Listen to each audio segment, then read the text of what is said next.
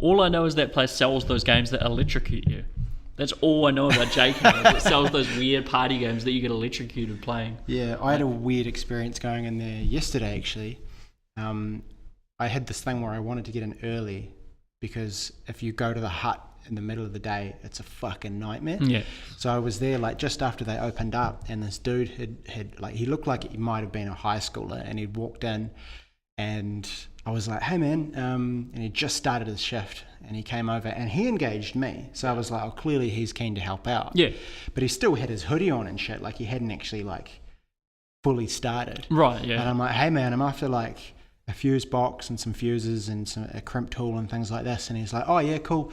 Yeah, there's the fuse boxes. Like, okay, cool. Like, how about the other stuff?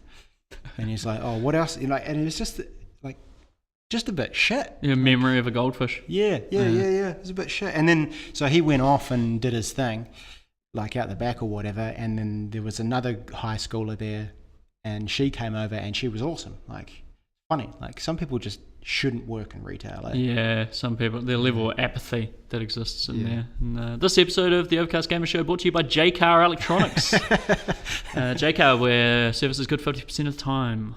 And you're likely to get a teenager serve you. Good times. Yeah, that doesn't sound very, very fun at all. I had a interesting experience with analog media, or sort of a desire for analog media. I went to a sort of writing course. It was back in my hometown, Masterton, recently. I went to a writing course at the Masterton District Library. I'm surprised there's enough writers in Masterton to warrant a course. I know. Writing. I was surprised as well, and it turned up. Everyone's good sorts there, and surrounded by books, and not sort of online. I kind of felt a bit better about myself and a bit better about the world, to be honest. So I had this desire to go back to getting out books from the library and only buying one CD and sort of ditching all this immediatcy. Taking a step back into the 90s kind of thing. That's the one. That's maybe getting a rotary phone, hooking that back up. And, I love those things. Yeah. Well, not even rotary phones, those old gen mobile phones. You know, the bricks. Oh, the small screen that doesn't actually show colour. Everything's just various shades of yellow. Oh, yes. Great time. Again. I'm Whack. sick of these smartphone things. Do you think if you got one of those old rotary phones, they'd still work? Like, I wonder if like the phone lines and things still support them. Because I don't know. I'm not sure how there'd be copper cabling for sure. There's no fibre ops going on there. No voice over IP. No. Yeah. But I did enjoy the old, put your finger in the loop and.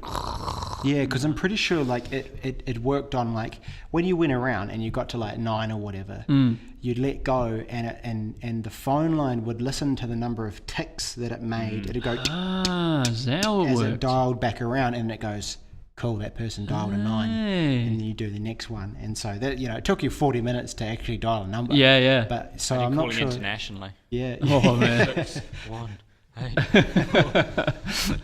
9, 4. But I wonder if if they've changed the technology or something so that it doesn't listen to ticks anymore. Yeah, I don't know. I think you can get mobile phones, or at least landlines, in the style of those older phones for sure. Like you can get those hamburger telephones that just shaped like a hamburger, and it's got another, you open it up and it's half the hamburger on one side, half the hamburger on the other. Those are great. I'd love to have one. I'd love to revert back to that. Remember when it was the phone, not my phone? Yeah. It was the phone. The phone in the home. Yeah. Do you think like with rotary phones and the way that the ticking around and everything went, emergency service numbers, it was the first instance of Americans being smarter than the Brits? Because the Brits use 999, which you have to go all the way around to the other end and wait for it to tick the whole way back, which if you're in an emergency takes a while, whereas the Americans are like, fuck, they got to get help fast. 111, done. Yeah. Oh no, America is 911. That's it. We're 111. We're leading the way. Leading the pack. New Zealand for the very first time. Yeah. Leading the way in the emergency services number. Splitting the atom, climbing big mountains, Pavlova. 1-on-1. We should have that as one of our sort of Yeah. crowning achievements as a nation, I think. Definitely. Yeah. But this is the Overcast Gamer Show, where we mainly talk video games, but as you can tell, a lot of the time we veer wildly off course. What was that? It was the only way my delay could possibly be longer on saying goodbye than previous sessions. I didn't say goodbye at the end of the last podcast we did. I waited until now. Nice. I don't know how I'm going to one-up that one. Though. No, that would be Just stop saying goodbye. yeah. Yeah, That's and then rude. maybe like if we, if this thing ever ends, on the last podcast we ever do or something weird like that, you could drop it in there and just really go for broke on it. Yeah. So what you've just given me is a call on when this podcast ends for good. When I say goodbye, that's it. We're done. Ooh, that's Better shut your face then. No. who are you guys? I'm Regan Harper. Balthazar Valentine. And I'm Aid Foster. And for the first time in 2 years, we're all together in the same building, in the same room, in the same city. Yeah, it's very sort of 2016 in here. It is. It's I don't even know if that was when we started. Probably around. Somewhere around there. Yeah. It was Start of 2016? when we're all still Yeah, working for the same company and we're all very disillusioned and started getting beers over the road and started having a yammer about video games and thought, shit, maybe we should record them. Maybe some people would have interest in listening to these sort of like, various just rants and raves and... you know. Yeah. And then Abe decided that he was going to be cool and go to Auckland. Yeah, and see how well that worked out. And now I'm off to the other side of the world, and hopefully, at some point. So we'll see how that goes as well with the whole time, 13-hour time difference or something like that. So Yeah, that's going to be interesting. it is going to be interesting. Who's going to be the one to get up early or stay up late? That is true. Maybe we just do like an 11-11 or something, 10-11, go for the morning and late evening. I Yeah. don't think any of us are particularly early to rise, early to bed. Yeah, kind of thing. yeah, that's true. Yeah, well, I mean, I'm sure I'll have some interesting sort of views on British culture, Scottish culture. Even We can more so. talk to you about games a day before you have them. Ooh, Yeah. spoilers, spoilers for real life. But yeah, we're all under the same roof, which is the kind one. of cool. I'd imagine this might be the last time for a while. Could be, Given that could Abe's be. off. But Yeah. no, it's pleasant. It's Yeah. nice. It's nice to be able to make eye contact. It is, yeah. Me and Regan are actually sort of intimately close at the moment. I'm leaning in sensuously close to Abe to share the same mic. Yeah. It's like, it reminds me of those rock performances where like two dudes who are singing the same song will share the same mic. Yeah. And they have to Yep. lean in super close, like cheek to cheek to use the same mic. Like, Yep. there's a point where the coolness of that just breaks down. It's true. If it goes on for too long, it just gets a bit weird. Yeah. Or even that like Kylie Minogue, Robbie Williams song. Is it duets? Oh, Yeah, no, I got confused. I was thinking of two songs simultaneously. I was also thinking of Where the way I'm here. Leanne Rhymes and someone, I think. Oh, but, right. Okay. Cruisin' or something like that. That shouldn't be called no, that. that was but Gwyneth Paltrow. Yeah, and, that might be and it. that old guy, whatever Yeah. his name was. the lady who I thought her name was Gwyneth Patrol for ages. So misread that in the TV Hits magazine when I was growing up. Gwyneth Patrol. Gwyneth Petrol, like the, I bird. would see. I thought it was always the magazine doing an article on this lady called Gwyneth. And it was the Gwyneth Patrol. It's, like, I actually thought that for a while, and then I sort of, I don't know, actually paid attention. That is amazing. And figured it out. But yeah, I mean, we'll talk about video games in a sec, I suppose. But I should probably preface things by saying I haven't been playing anything because I've been selling up. Because as I mentioned before, moving away, been selling pretty much everything I own to try and cut all those strings, cut all those ties. Been using predominantly the old dodgy Facebook buy and sell, which has been an interesting ride. Haven't been stabbed, which I appreciate So it. how many games have you sold Because you had quite like a relatively good. Quite a few. I would say I had about 14 games or something, maybe 15 games. So is that 14 different Facebook transactions that have taken place? I haven't sold them all yet. Oh, okay. I think I've sold about 7 or 8 maybe now. Yeah. Something like that. Nice. But yeah, 7 or 8 Facebook, different people, sold to different people. Most people just bought one, which was very annoying. You could have done kind of like a 2-for-1 deal. Like if you buy, I don't know, GTA 5, get the Fractured But Whole for half price or something. Yeah, well, I listed them all on the same listing, and then I put prices for each one. So people could buy whichever ones they wanted, and if they choose to buy 3, I could shave some money off or whatever. But just no one did, so they all got them for full price. So how many dodgy deals at service stations? Did you go to many service stations to do these? I went to one service station for sure, my local BP, which is where I bought my Nintendo Switch from as well. Same service station. Same service station, it's my local. Mostly the Countdown near my house though, and I tried to make it during the day as much as possible. One transaction took place in the Save Mart car park, which is also near my house, and that took place in the dead of night. And that was the one where I thought, all right, it all ends here. Yeah. This is where I go. Like, I'm going to die. Yeah. This game's going to be stolen. The car's going to be stolen. Yeah. Yeah. Yeah. That's when you just have to really ask yourself, like, is my life worth $20? Wolfenstein? It was most of the time $20. Most of them I said at $20, but yeah, that would have been I should have sort of rethought my priorities at that point, but I did not. Did you sell Wolfenstein? I have sold Wolfie. Because I remember you got that at a fucking phenomenal price at the time. $19. $19. Did you make money off that? Sold it for, let me think. I sold the New Order for $15, and I sold them both for $50. So I sold the New Order for $15 and Wolfie 2 for $35, I believe. Shit, that maths is correct. It's a $16 profit on that. Yeah, not too shabby, yeah. Actually, I lie. That guy bought both. That guy bought 2. He bought both the Wolfensteins. Oh, nice. Yeah. And did you give him a sort of like a good job, great work on buying these games kind of pep talk? I had a yarn with him outside the entrance to the Countdown, and because it's just where he met me, and you know, he looked like a sort of rough around the edges type dude, but he was actually he's like, yeah man, I'm really looking forward to playing on this. I heard the story's real good. I expected him just to rock up and be like, oh yeah, shoot him, blah blah blah, sort of thing. Like Nazis in America. Yeah, exactly. He's like, no, I'm really looking forward to the story. So I was like, oh man, if you like this, you know, old bloods out there, like give him a bit of background and stuff on stuff, and he must have thought I like work for Machine Games or like Bethesda or something like that, because it just like gave him all this big spiel about how good it was and stuff. And but it was it was nice to meet another New Zealand gamer outside of our little circle sort of thing. It was quite cool to know they're still out there, and you know, you just have to sell games on the dodge to meet them, which is cool. But you probably made significantly more than if you took it to New Zealand's least favourite games retailer to trade in. Oh, well, I thought you were referring to Cash Converters for a second there, but... Oh, no, they're New Zealand's favourite. No, oh, all right. Yeah, they won the award last year. Right, that's true. Old CC and Dry. No, I did not go anywhere near old EB Boutique. The EBB.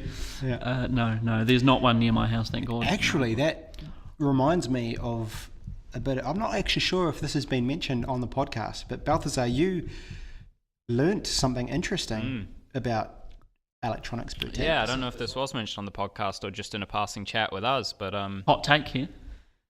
Yeah, EB are dirty fucking rats with their new releases that are actually pre-owned games. Went in a while ago to look at the only things I look at in EB, Amiibos, and of course, yeah. There was someone at the counter trading in Monster Hunter World, which for starters, what are you doing, mate? Like, what are you doing with your life? You need to step back and think for a moment. If you're going to trade that in and pick up, I don't even remember what he picked up, but it looked crap. You know.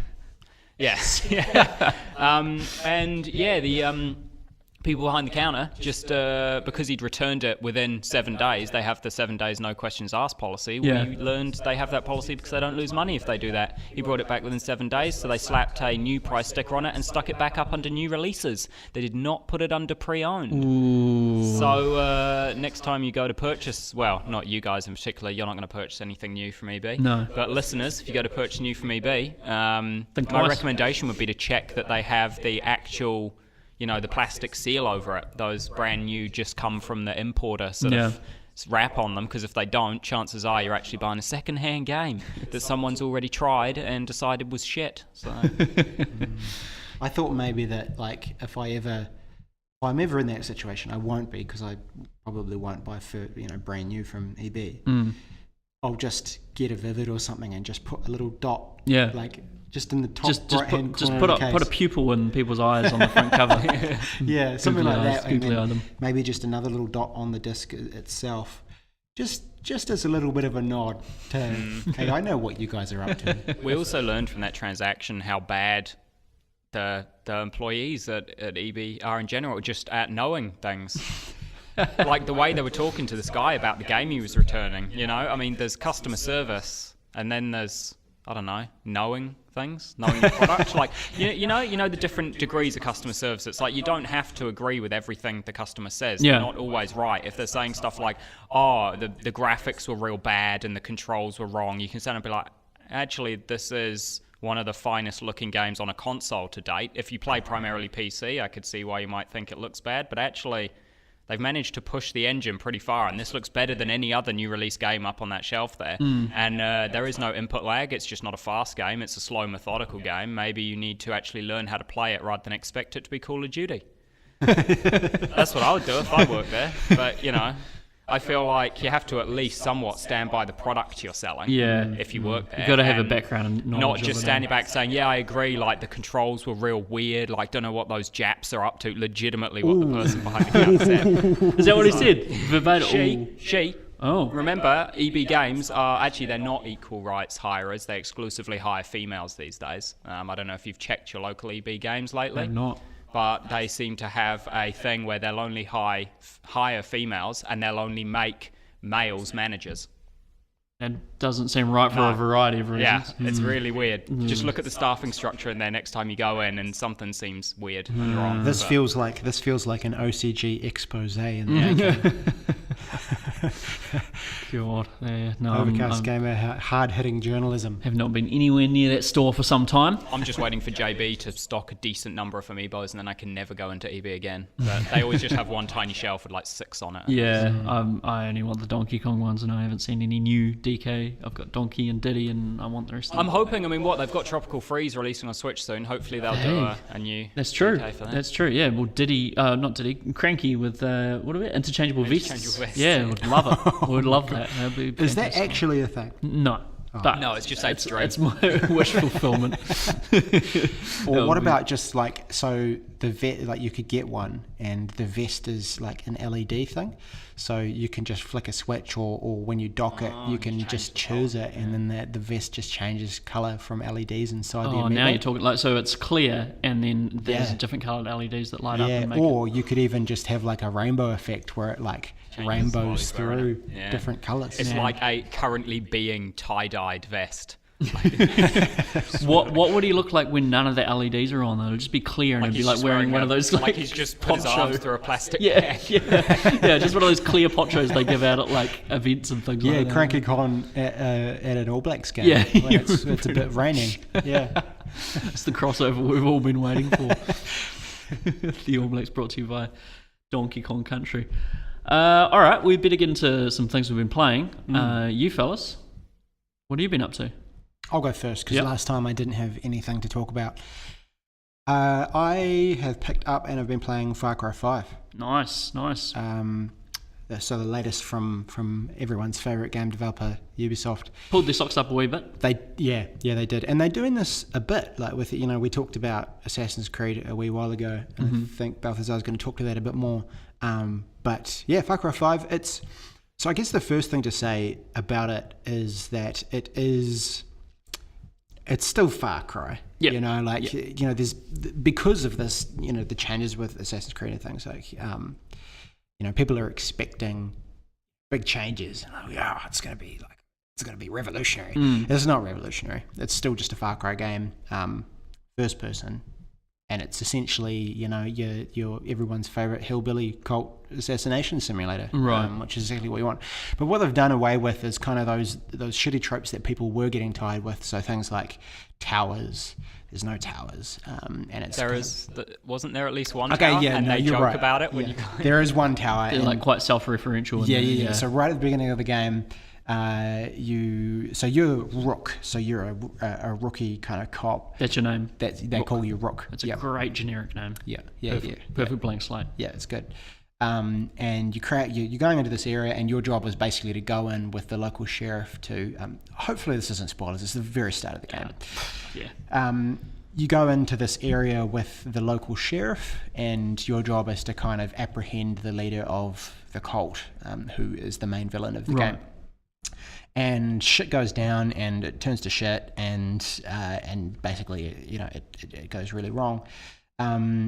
But then you escape, and then you manage to make your way back to kind of the stronghold where the kind of resistance is, I suppose. Mm-hmm. And as a result of everything turning to shit with you trying to apprehend the cult leader, they kind of put into motion all these plans they had for when, the prophesized coming of kind of the man happens, and so the cult goes into this mode where they shut down all access in and out of the valley, and so that's the premise. It's like that's why you can't just call in the fucking National Guard and all that kind of stuff. So the cult have sort of like shut down this valley, and no one can go in and out. They've shut down all the internet access, all the kind of yada yada yada.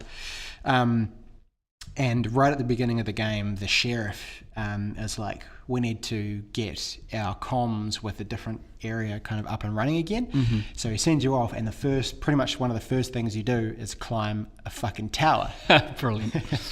And he's like halfway up this tower. It's a classic Ubisoft tower with like the ropes hanging down and all that stuff to tell you where you can jump up. Wee bit of a quote unquote puzzle, like 1 out of 10 difficulty. Oh yeah. I'd hesitate to put the word puzzle on it. But, right. When you're about halfway up, you get the sheriff kind of patches in, and he's like, "Now I know what you're thinking. I'm not going to have you climb towers all over the county."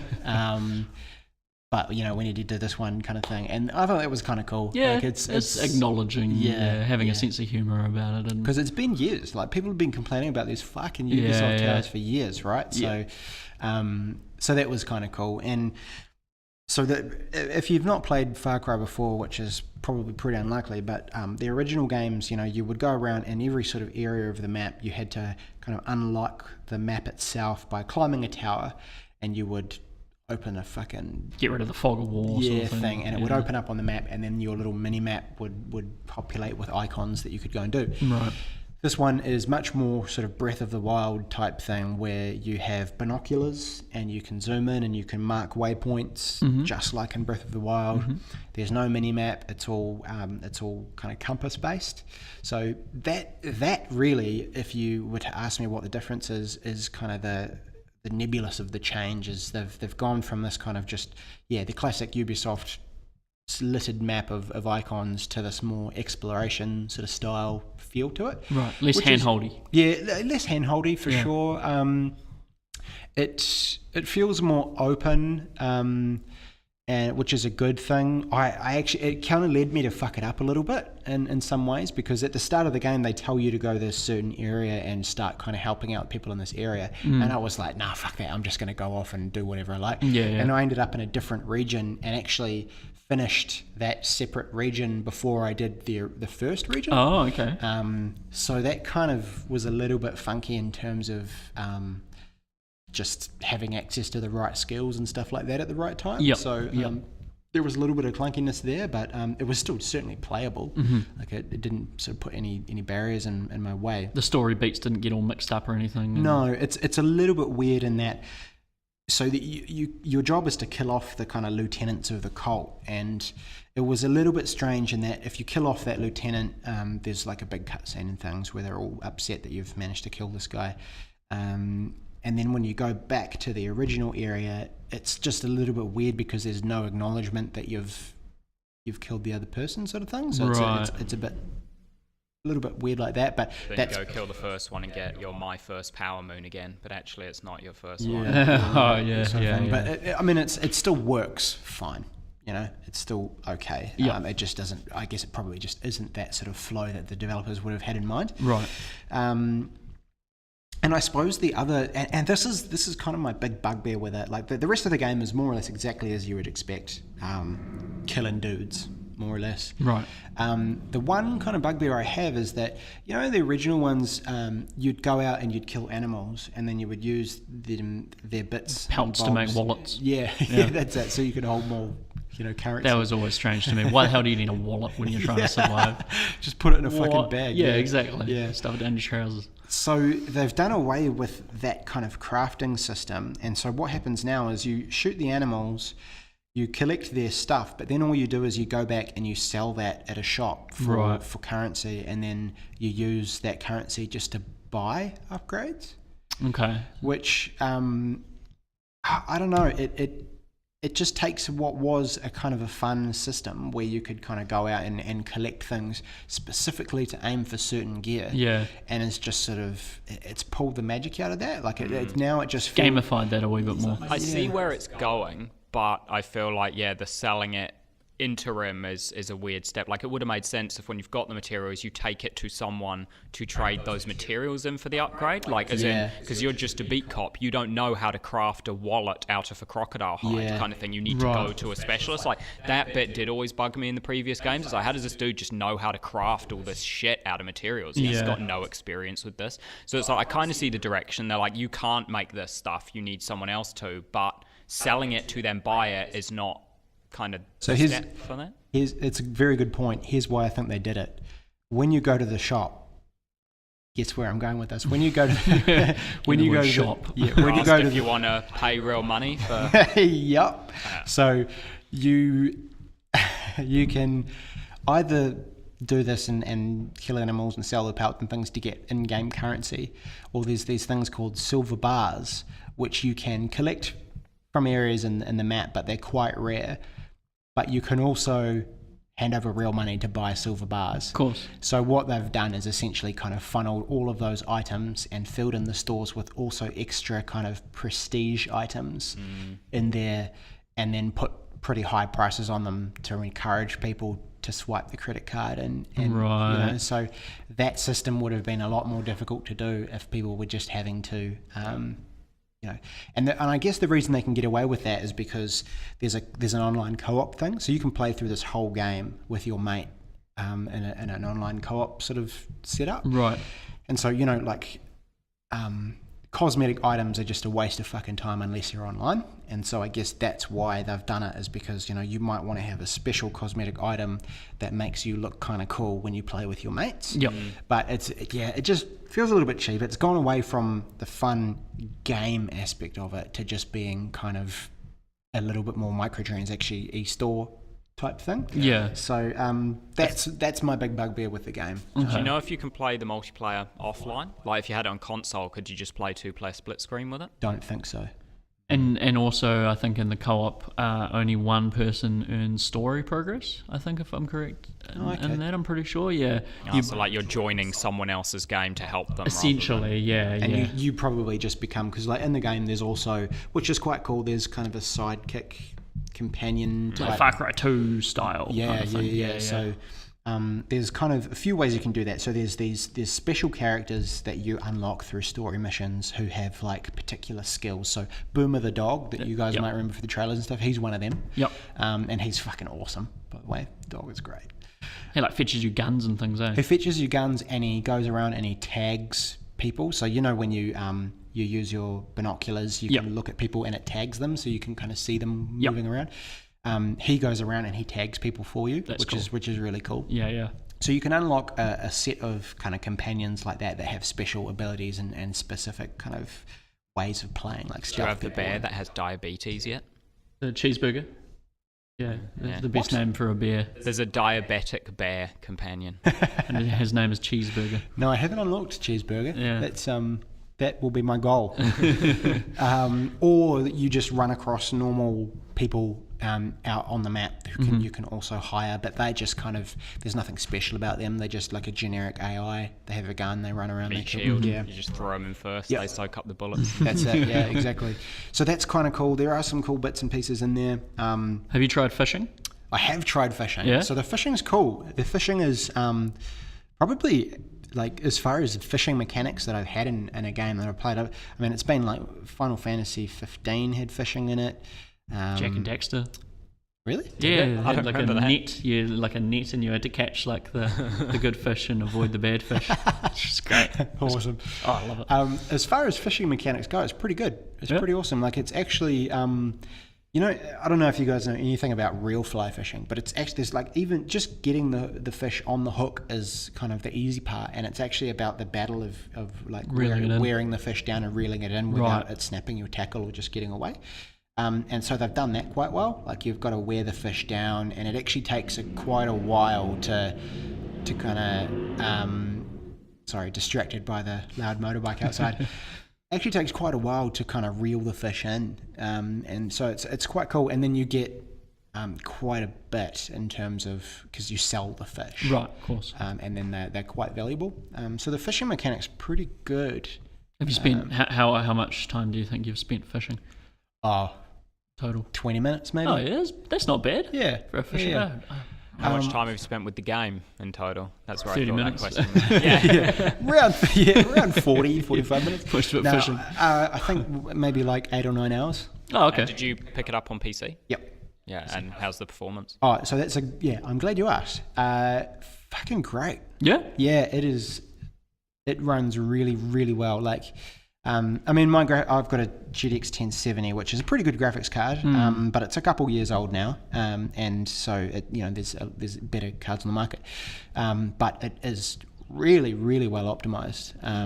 So the loading screens are like 7 to 10 seconds long. It's not bad, yeah. And that's fast traveling or reloading after death. Anything when you first load up the game, it takes it. So it's excellent. No frame drops. Actually, there's been one time there's been a frame drop that I've noticed, and the rest of it has just been buttery smooth. Yep. There's only been one bug that has caused me any grief, which is a known bug. Like, I did a bit of Googling, and Ubisoft know about it, so I'd imagine they'll patch that out. Okay. And it was game breaking, to be fair. Like, Right. it ruined a particular quest. So I was playing on hard, as I tend to do. And there was this quest where you defend a church from all these cultists, and then after you defend the church, you get on the back of this ute with a big fucking, Gatling gun on the back, Yeah. and you've got to, just defend the ute as you travel to this other location from all the cultists that are raining hellfire down on you. And if you die while you're on the ute, it resets back to the start of when you first get on the ute, but there's no NPC character in the driver's seat.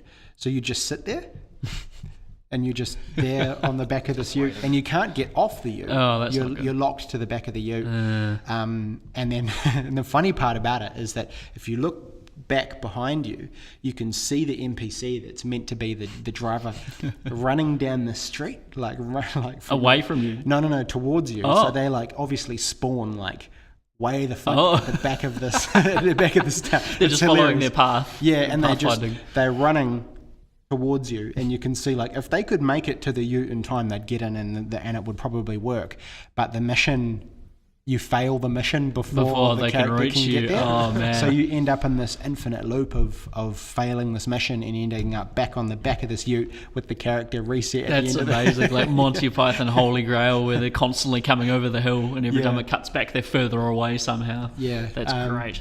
So what I did is ended up just resetting the difficulty. So I quit the game, or quit the mission entirely. So I was back to the start of that mission, set the difficulty to easy, so that I could just get through that section, and then set it back to hard again. So, and then that kind of got me through it. Good. But yeah, Workaround. So aside from that, which is, I feel like a pretty, like, surely that must have come up in QA, right? Like, someone must have played that mission. I feel like people don't QA on hard, though, to be fair. Right. Because if their job is just to make sure that sequences work when played as intended, they'd just blitz through it on easy, surely, or maybe medium.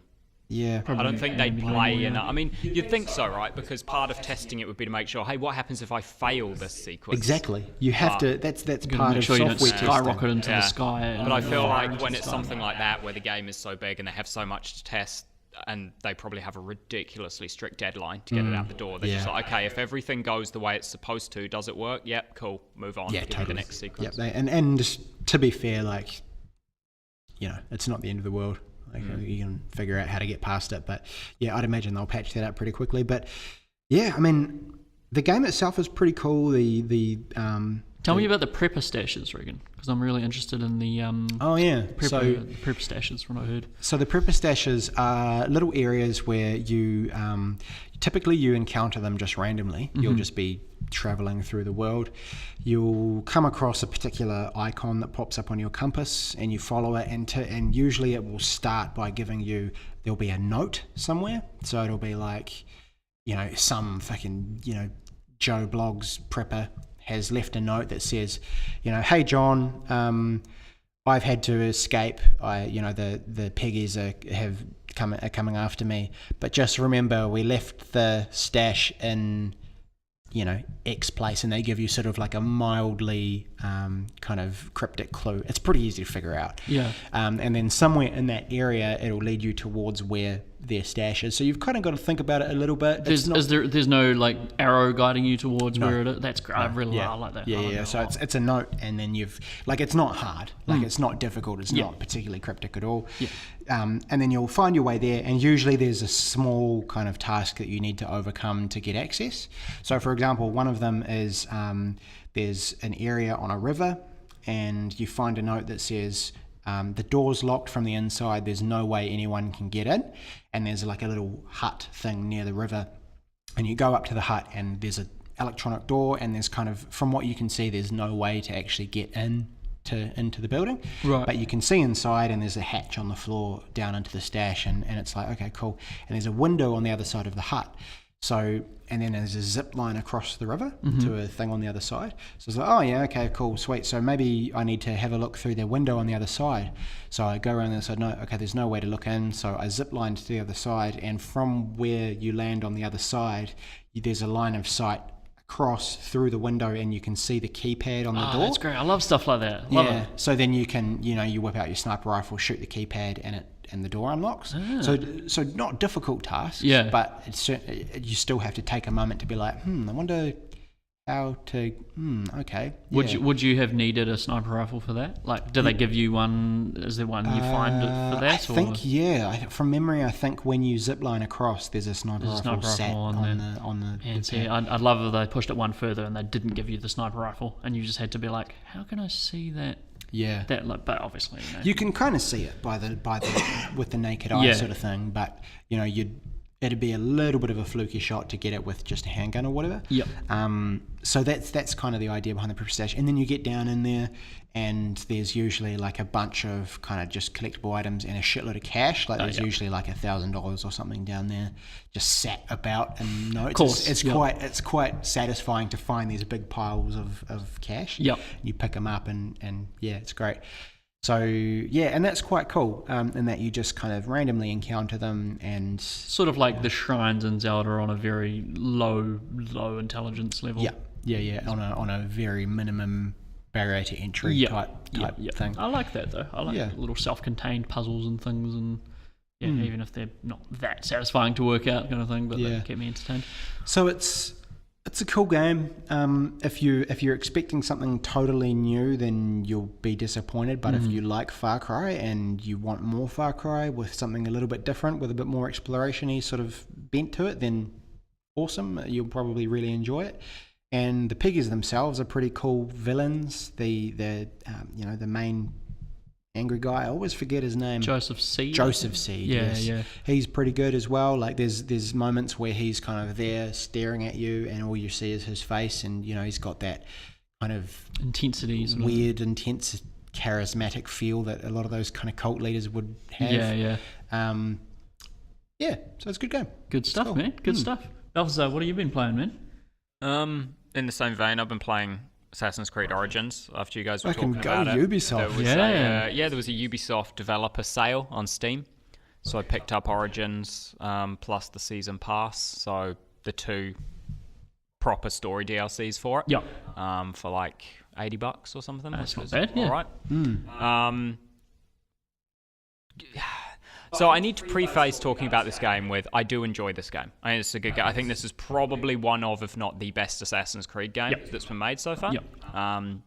And I kind of wish there'd been an interim podcast where I could have talked about how I felt about the game after just starting, maybe playing sort of 10 hours or something. Right. But now that I'm upwards of like 30 hours and pretty much done almost everything, I've almost finished the second DLC.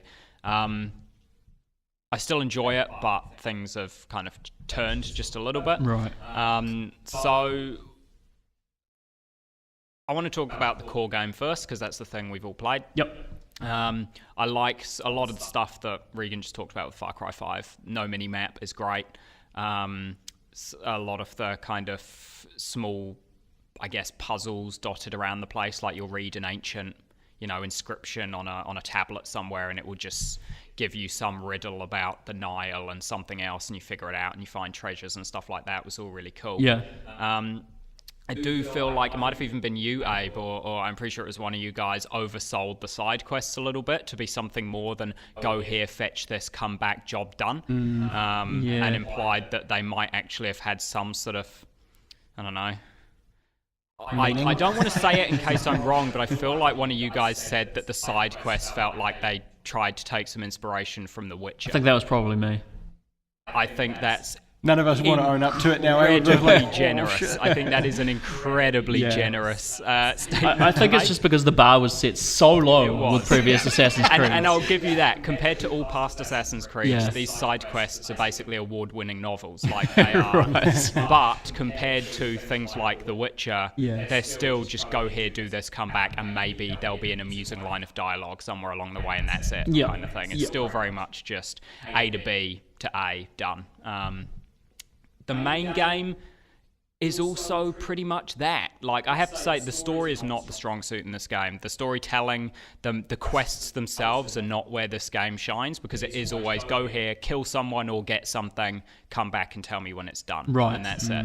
I do think there were some cool points in the story, just sort of character development points. Stuff like when they introduced the staff and the orb and stuff again from the previous games, and it's like, oh, that's right. I've been out of Assassin's Creed loops so long I forgot it's about these ancient artifacts that supposedly come from a previous civilization. And I got a bit more into it when I remembered stuff like if you 100% completed Assassin's Creed 2, I think it was, you got that little video clip of like Adam and Eve trying to break out of the Garden of Eden, and it turned out it was actually some futuristic like paradise thing, and there was a whole, and that shit was really cool. And I was like, oh, I hope they do more of that, and that they don't. But it was still, I remembered that actually there is kind of a cool story, and the games, there is relevance between them all, and even though Abstergo are just idiots sending people into VR all day, every day, there's kind of a reason for it, and that was all right.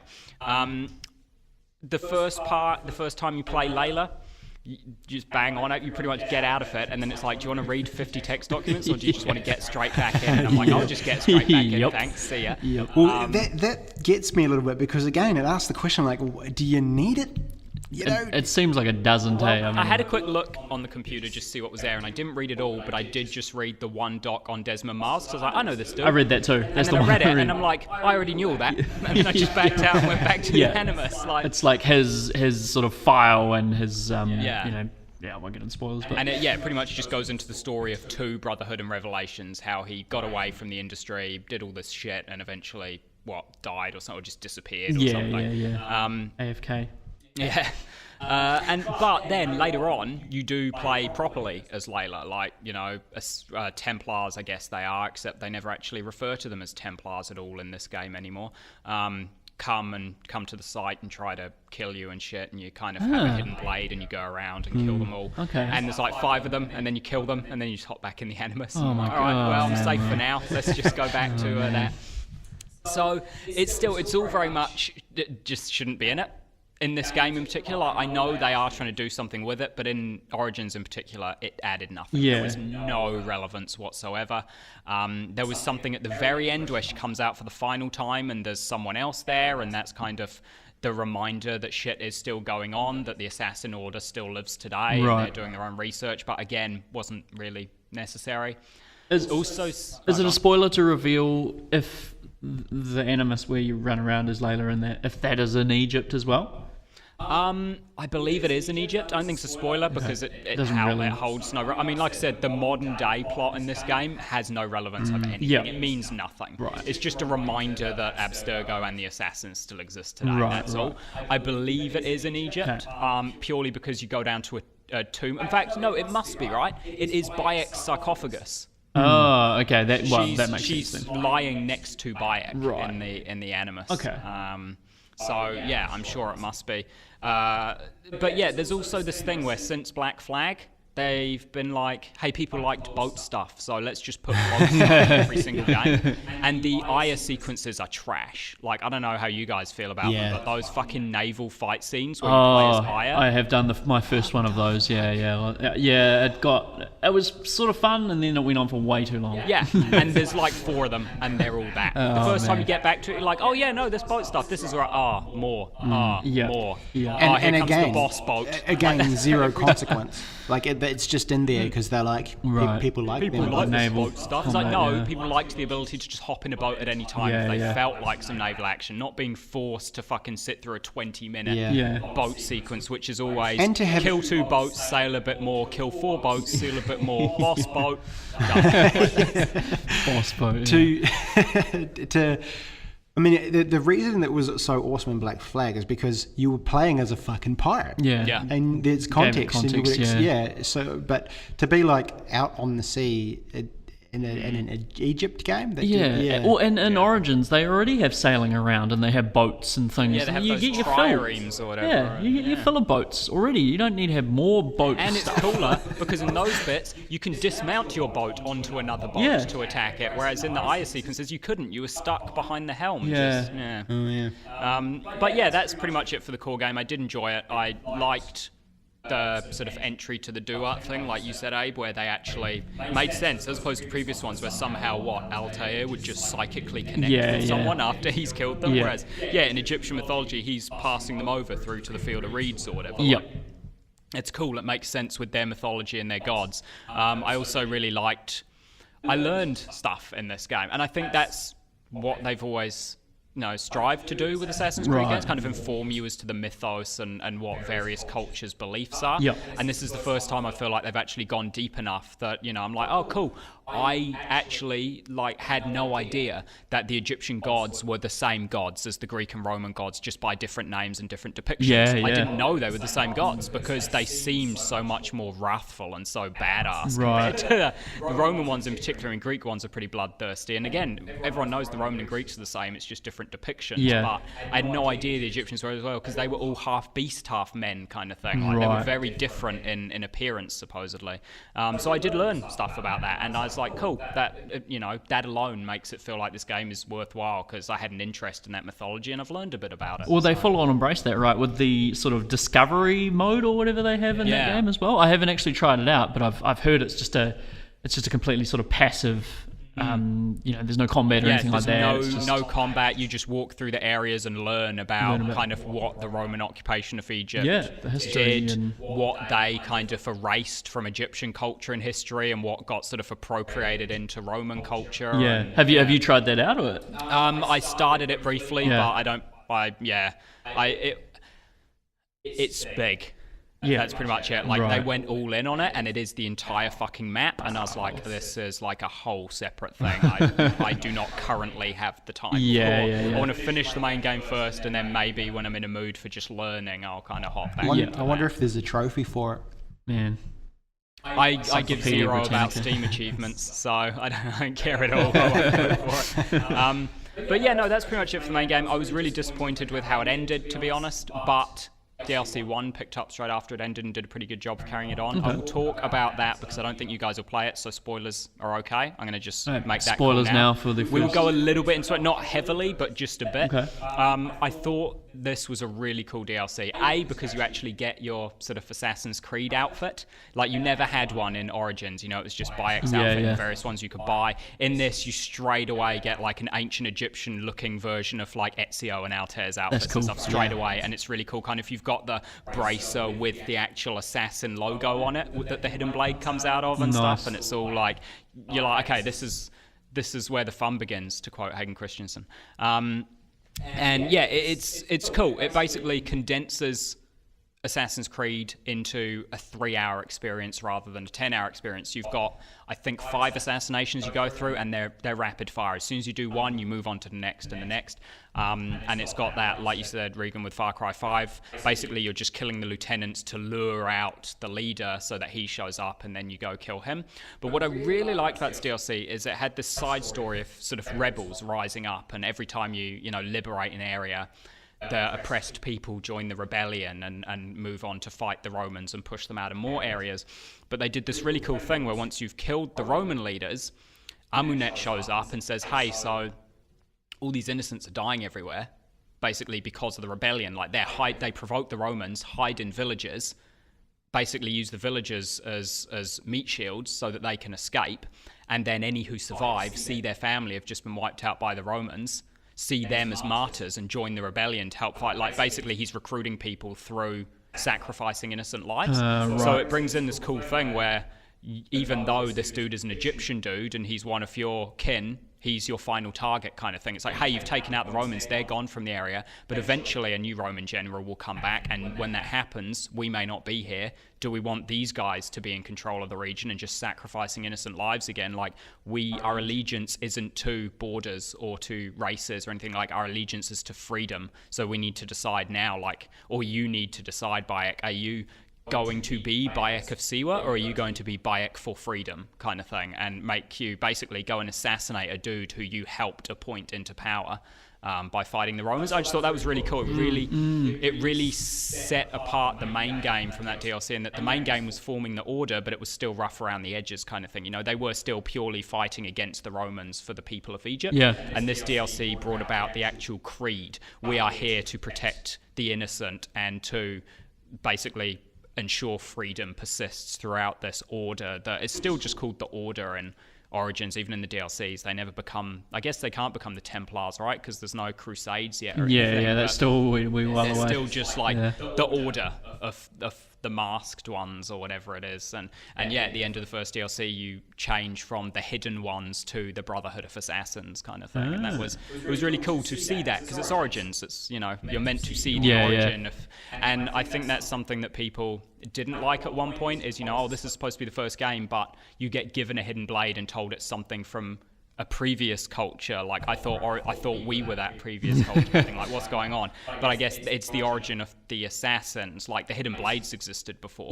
But this is where the Brotherhood came about. And I just thought that DLC was better than the main game purely because of that. It couldn't have existed without it, but it was, as a condensed experience, I think, more enjoyable than core Origins. Right. And what was the name of that first DLC? The Hidden Ones. The Hidden Ones. Cool. And it was cool. And then I've moved into Curse of the Pharaohs now, and that's just a bit wacky, but still cool. Yeah. It's another artifact of Eden's been discovered, and it's resurrected all the dead pharaohs, and they're just wreaking havoc through Thebes, murdering everyone because they're unkillable, because they're fucking undead already. Are they giant, like, boss battle kind of they're normal size. They are fucking strong.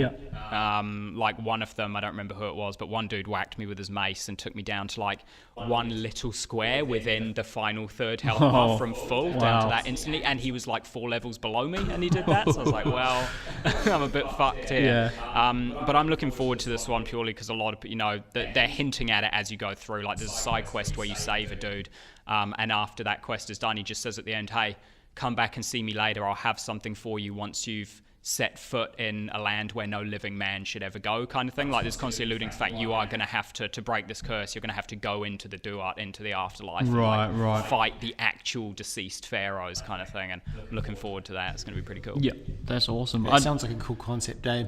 I'm just remembering something that from my playthrough, so far, that made me think of sort of Witcher-esque to justify that thought. Yeah.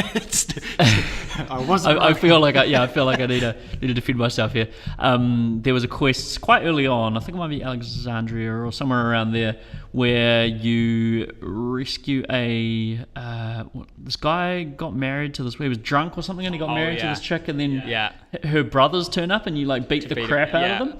And I thought like, you can either beat the crap out of like, it seems to me like you can either beat the crap out of them or beat the crap out of the guy who hired you, or like, I beat the crap out of them, so I don't know if there is a choice. Yeah, I don't know either, because I beat them up as well. Just because I'm pretty sure the objective at the time is defend this dude. But then, when you beat them up, it sounds like it's a choice, because she's like, I hired you. Yeah. Why are you now hiding for him? Exactly. Like, what is going on? And then, here? but then Bayek's like, cut your shit. You got yourself into this. I'm just doing what you asked me to do. And that reminded me of Geralt's kind of attitude in The Witcher. Yeah, It's like, I'm just and it's very much me. like that is one of those instances where it's like the dude was Greek or Roman or whatever, and she was Egyptian, and so there was just that. Why aren't you fighting for me? We're the same blood. And he's like, yeah, but you wronged this man. Like, He's a bit more, morally on. No, my final thought, I just remembered, it isn't to do with the gameplay or anything like that. I'm confused. It goes back to your thing, Regan, again about the microtransactions and this game has DLC. Right. As well as DLC, you can buy costumes on the Steam store. Like, let's say $7, I think it is, for a costume and one of every type, for various themed packs or whatever. Right. But then also within the game, there are different costumes that you can only get if you buy Helix points through the Ubisoft store. Oh, yeah. Like, why? Microtransactions are bad enough, but why do you have multiple fronts now? You've got microtransactions within the platform selling the game, and then microtransactions within the game that are for the same thing, but a different flavor of the same thing. It's like, just commit, like, either only have costumes available through Ubi points or just put everything in the Steam store. I don't understand why that's not where the money is, though, right? Two different ways to buy skins, making it harder for different people to... skins. It's crazy. Well, and just the more places, it's like anything, right? The more platforms that you're on, the more money you're going to make, because you're going to reach a bigger audience. Like, Right. I think it's just populating it's different areas. literally them just being like, put stuff there, and we'll put different stuff there, so that if someone wants everything, they have to, and we'll It's make weird twice though, as because much. they give you Helix points throughout the game as well, so you can get some of those skins. Like, I got the mummy skin for free just because I was like, I want to just walk around wrapped in bandages because I'm in Egypt. Why not? That's what everyone does, right? And it's pretty funny because you're just wrapped up like a mummy, and then every now and again there will be those story cutscenes where it removes your hood, which in this case is your wrappings, and then you see you're dead, you're a zombie, like you've got hollowed out eyes and like your face is rotted away and stuff. And so there's those make out scenes where Aya's like, Bayek, I haven't seen you for months, and you're like, I died in that time apparently. I'm a completely rotten, decrepit corpse now. I enjoyed wearing that cat, the sort of maybe a puma or something mask, and just showing up in all the cutscenes, and everyone's just like Bayek, and they're looking at him like real seriously, and he's just wearing this cat face, and it's just like, he looks like King from Tekken or something. And it's like, awesome. This is great. I love breaking the fourth wall like that. But overall, you've enjoyed your time with Assassin's Creed Origins. I say it's a good game.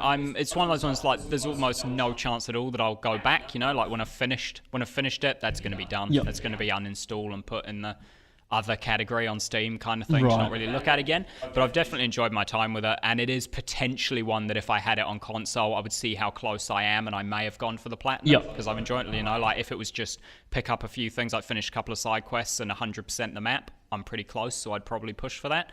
But because it's PC and I don't really care about Steam achievements, I'll just finish the story and then move on. Nice. Well, that might be an OCG first, and that we all liked a Ubisoft game. And B, we all liked a game. We all liked the same game. Same game. Like we all had. Well, that's not OCG first. We all have The Witcher 3. That's true. Yeah, we had to put a moratorium on talking on The Witcher 3 because everyone was just always talking about The Witcher 3. But that's awesome. But we'll take a break from video games for a second, just to mention that this episode of the podcast is brought to you by Subway sandwiches. You can go into Subway on Tuesday, I believe, and get a meatball marinara. About $6 or something, 6-inch. So Thursdays is pizza sub. Pizza sub. So have it your way, or whatever their thing is. Sandwich artists and whatnot. Yeah, I believe that's the tagline. Yeah. Brilliant. If I were in charge of their marketing, that would be it. Subway, sandwich artists and whatnot. So we'll move on to some movies that we've been watching. Balthazar, I think you've got a couple there, man. So I've seen two movies. Do you wanna do them both in a minute, or do you I'm wanna? wondering if I do them both in a minute as two separate films, or if I just kind of mash them together into one glorious description. Ooh, that could be interesting. That contains both of them. I'm intrigued. Ooh, yeah. No, let's do that one. Yeah. I don't even know how that's going to go. But Yeah. Let's do that. Okay, right. shall I get a timer out then? Get a timer. Get a timer sorted there. All right, let's just... Also, I don't know. I only know like one of the names of the actors from across both films. I wonder if it's the one I'm thinking of. It's got to be, right? The highest paid actor in Hollywood who made $65 million last year. Cheapers. Yeah. Okay. All right, your 1 minute. Balthazar starts right now.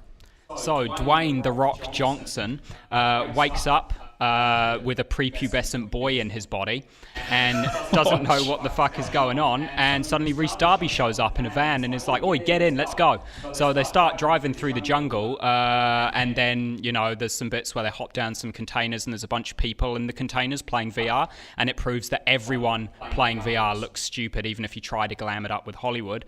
This is basically the backstory that Rhys is telling about an evil conglomerate that tries to buy out VR and all the games within. So after a while, The Rock hops out of the van and gets given a green gem, and he's got to complete a series of challenges to earn 3 keys so that he can save this game land. He hops in the DeLorean, drives backwards for a bit, goes to The Shining, watches that one, that's always a classic, and then he plays some old arcade games, climbs to the top of a giant Jaguar and yells, "Jumanji!" And that's the end. Perfect. and that movie was called Black Panther. Brilliant. So the two movies were Ready Player One and Jumanji. Welcome to the Jungle. Yeah. Nice. Because I was setting up the clock while you were explaining how you were going to do that, and I was like, what the fuck is going on here? What is he talking about? Oh, I remembered another actor's name. Nick Jonas was in it. God, that guy. It's because you were talking about VR and then Jumanji, and I was like, hang on, The Rock is not in Ready Player One. Like, what is...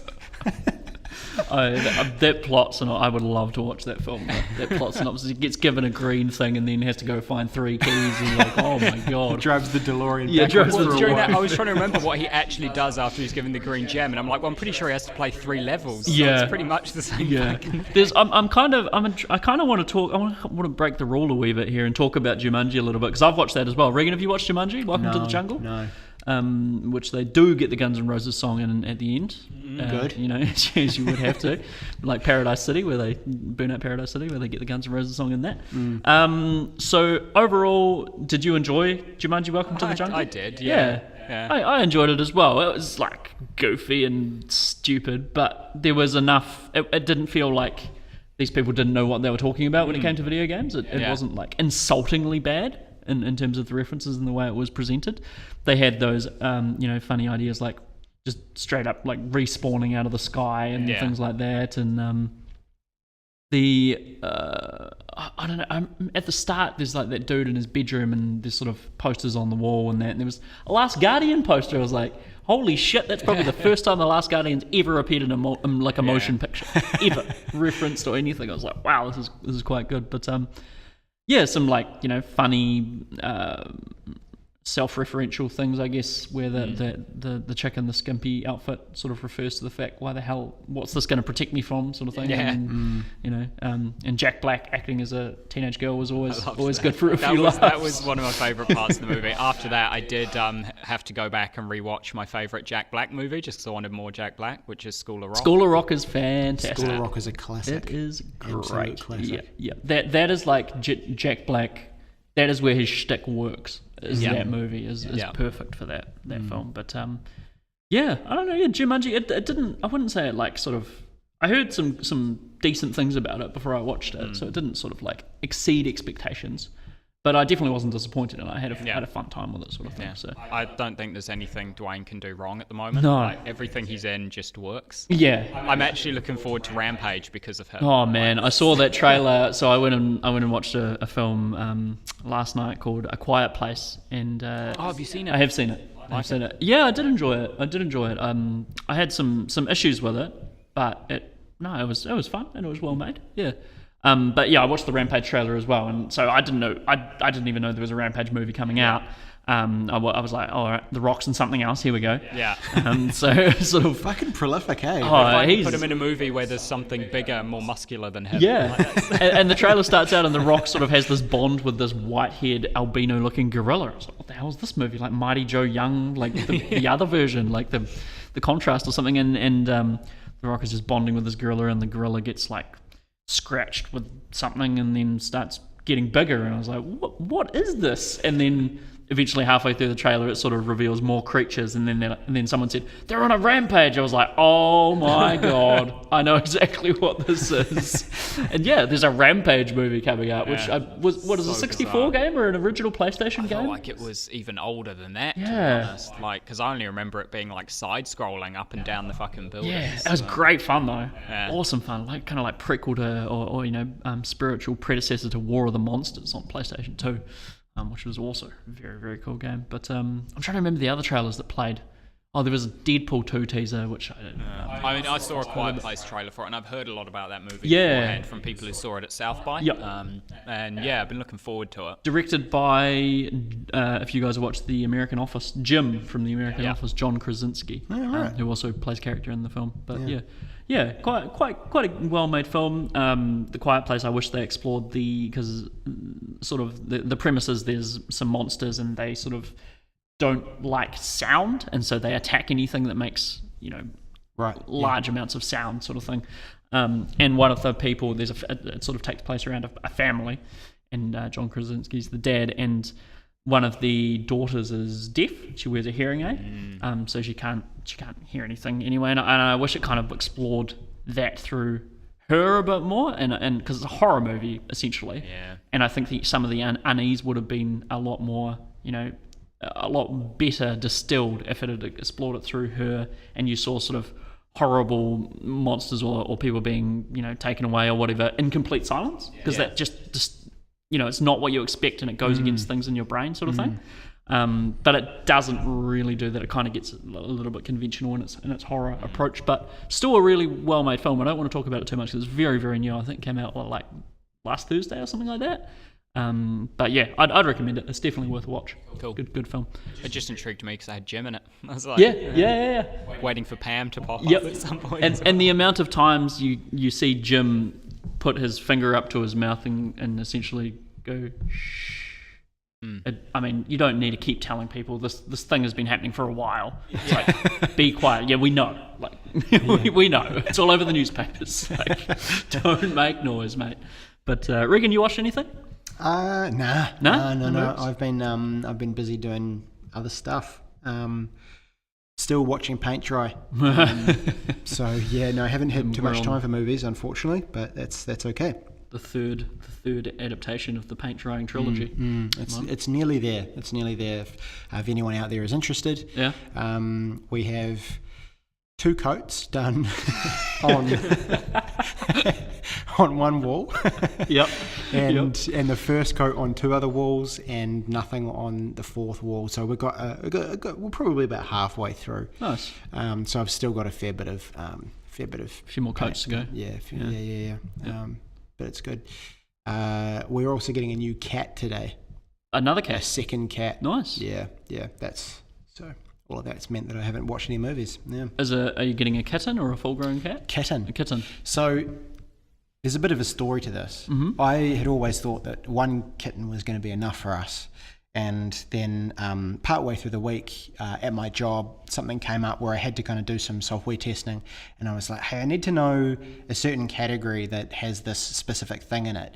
And my partner, Casey, was like, oh, I think the cats category has that. And then that led to her visiting the cat categories and then finding a litter of cats that were from the same breeders as the one that we got our kitten, our Right. first kitten from. and then within 3 hours she'd called them and was like, So you're not even getting a second one for variety. It's just more of the same. another tabby, man. It's Just trading it in for a younger model. yeah.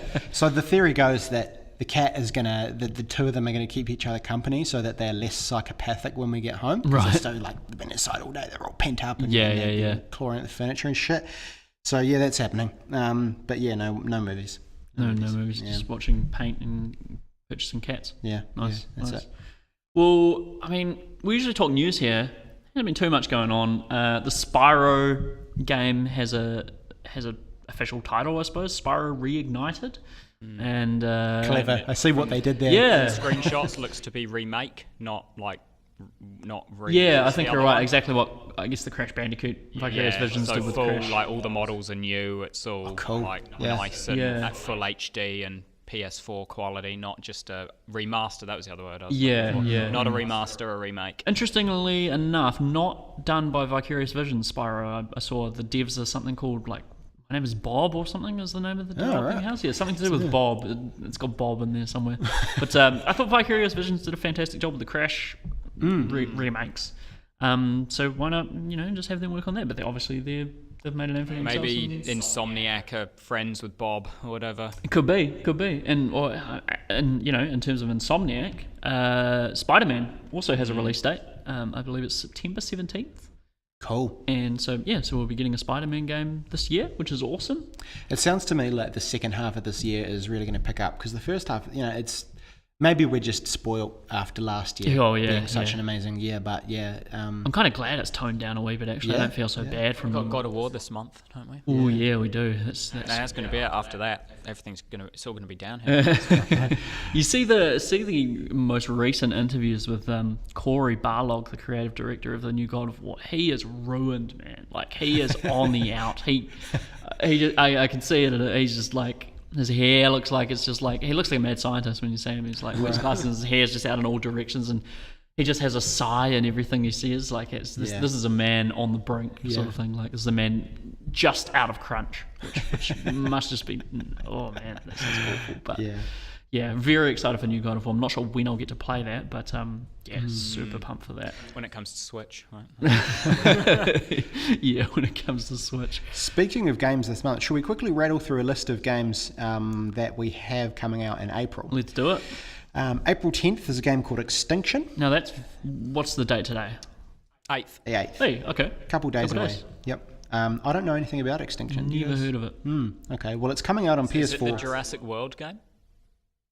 Jurassic Just World because Extinction. Extinction sounds dinosaur. It does, And it I know does there is say a dinosaur. Jurassic World game coming out. There is a VR experience to do with dinosaurs that's coming out sometime soon. Yeah, it might have been Jurassic World related. No, speaking of VR and the same shit always coming out, I saw Skyrim's back in the new releases on Steam.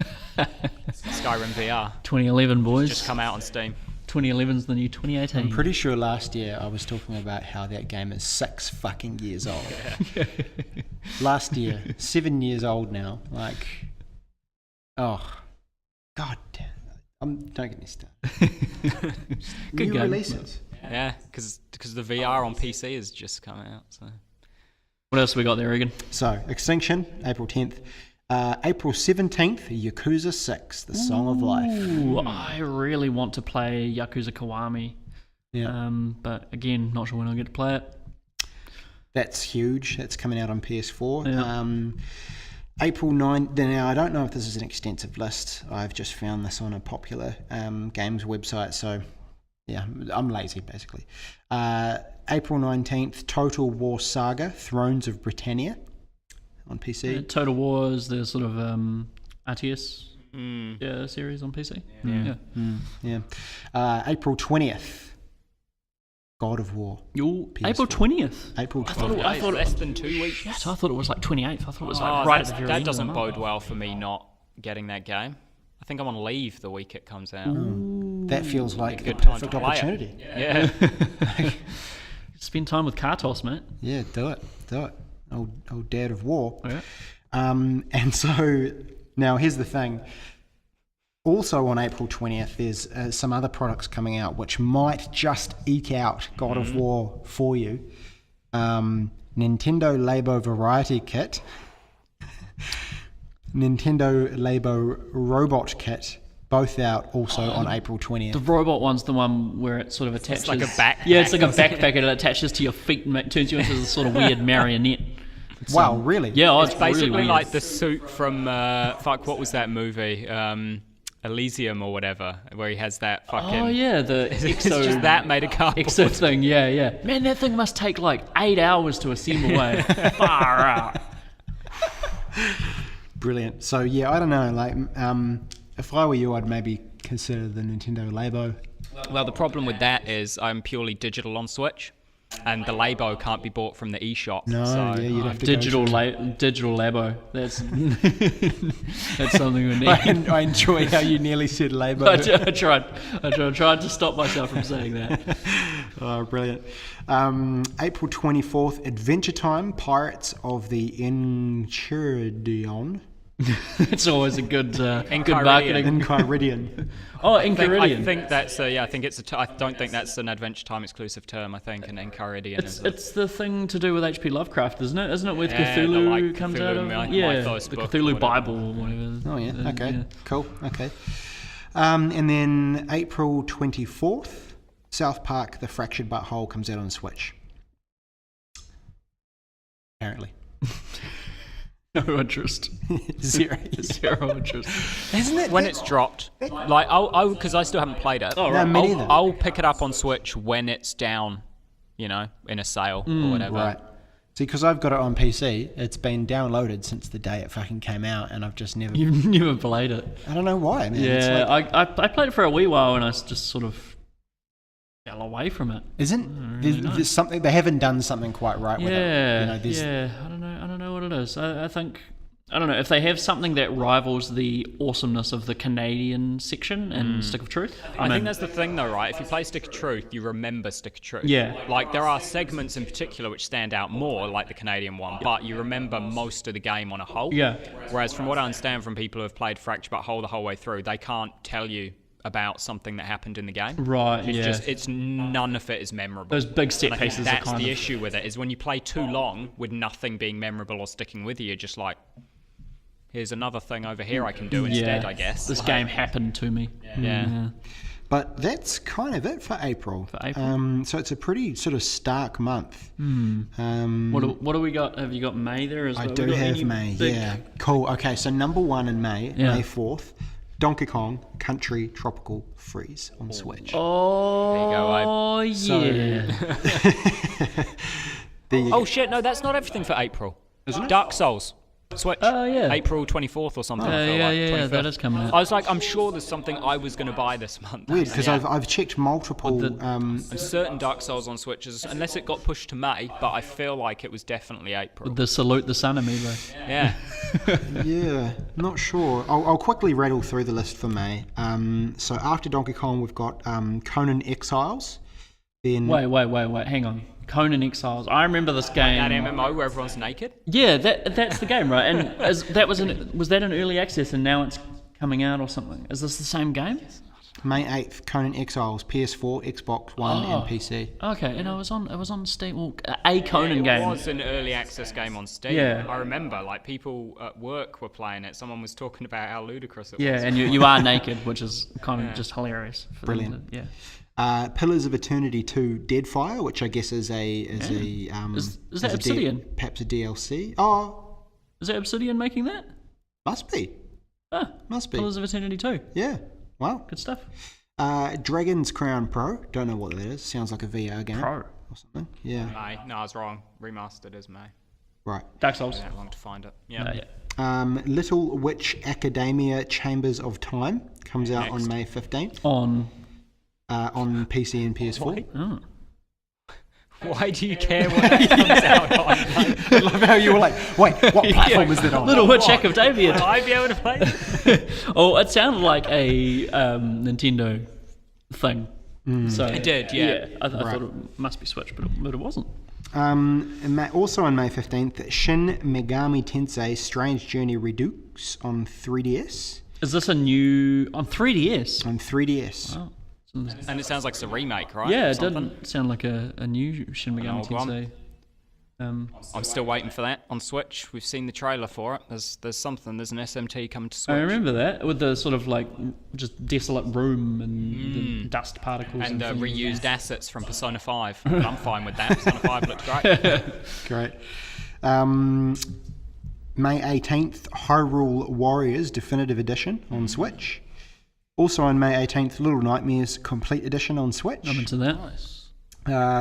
May 18th, State of Decay 2 on the Xbox One and PC. May 22nd, Mega Man Legacy Collection on Switch. I think there's quite a few people excited about that. I've never been a I guess Mega because Man it was, guy. what was that one that came up, Mighty Number 9 or whatever? It was supposed to be a new Mega Man and failed hard. terrible. So I think that's it. People are looking forward to a Mega Man collection for a new way to play Mega Man. Right. Even though it's not new games, presumably if they're on Switch, they're at least upscaled somewhat to be Switch. So I think, I never got into see Mega. it, I yes. played some Mega Man on Game Boy Advanced back in the day, and I think I remember quite enjoying it. Plugging like USB cables into statues and things. That's all I kind of really remember doing. I can just go out and annoy the whole fan base. And, I tried to play Mega Man and it felt like an incomplete version of Metroid. Ooh. Yeah, I don't even know how scathing that is, to be honest. I have no frame of reference. May 22nd, Tennis World Tour on PS4, That Xbox is One, Switch, and one PC. of the most Say Mario boring- Tennis Aces then. You said tennis. I was like, Mario, yeah. Tennis World Tour. Yeah. Just tennis. Just tennis. Actually, I quite like that. I've changed my mind in the space of like 5 seconds. I wish more games had that sort of straight to the point. Yeah, it's just tennis. Back to the court or something like that. Deuces. Yeah. May 24th, Dylan's Dead Heat Breakers. Yep, I remember this from the Nintendo Crocodile, Direct. Crocodile, weird kind of crocodile racing game strategy RTS thing going on With guns. with It guns. sounds like a bizarre And mix. cars and Yeah. a crocodile in Steve Irwin's hat. May 25th, Dark Souls Remastered for PS4, Xbox One, Switch, and PC. I did not realise that was coming out for anything. I thought it was definitely coming for Switch, but I thought they weren't bothering. Well, with the whole consoles. point is it's like it's remastered because the original was PS3, like it was old Right. enough now that they're like, oh, people want to play all the. Though that still begs the question, like you've remade them all for this now. Why instead of Dark Souls Remastered, why didn't you just release a Dark Souls trilogy on PS4? Yeah, all 3 games with all DLCs. That would have been cool. I probably would have picked that up actually. Because right now it's still like cool. You now have them all on PS4 as an option, or Xbox One, or they're not all on Switch. But you can't if you've got one of them on PS3 or whatever, and you never say you started with Dark Souls 2 on PS3 and then you got 3 on PS4. You can now get 1 on PS4 as a new game, but now you've only got 2/3 of the collection on PS4, so it just feels shit. Yeah, Release a trilogy pack. Don't release one again on its own. Just be like, hey, get them all. Why not? Fuck Yeah. it. Here you go. That's pretty weird. If it was all of them, I'd buy that, but yeah, maybe not just one.